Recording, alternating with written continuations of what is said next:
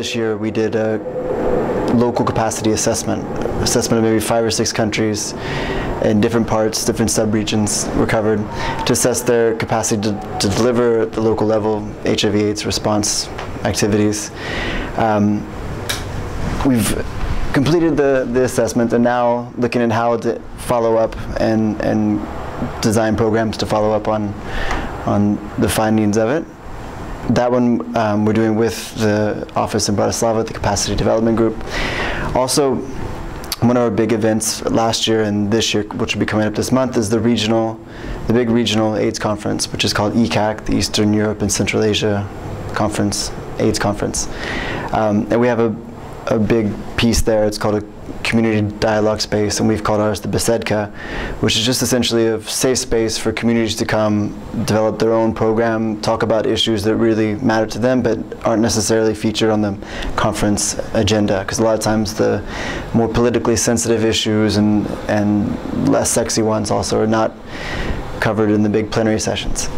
So we bring maybe 40 community groups and groups of people living with HIV together, have them create a forum for them to talk about issues beforehand, the weeks leading up to it, which they're doing now for the conference later this month.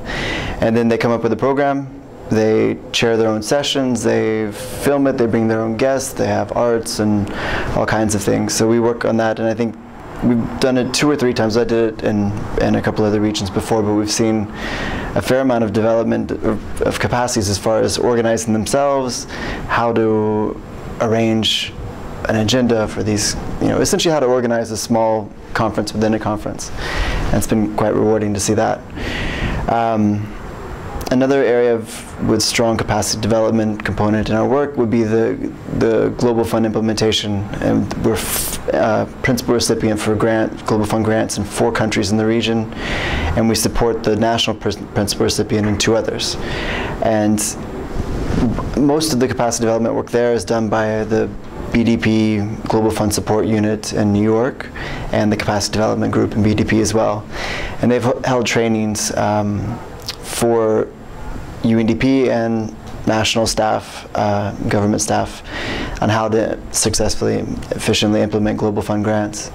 And they've only recently added a Russian language translation, which then made it possible for our staff to participate as well. And just in the year or so that they've been participating in a couple of these, we've seen just a more active outlook and more engagement by national partners and our country office staff on Global Fund issues.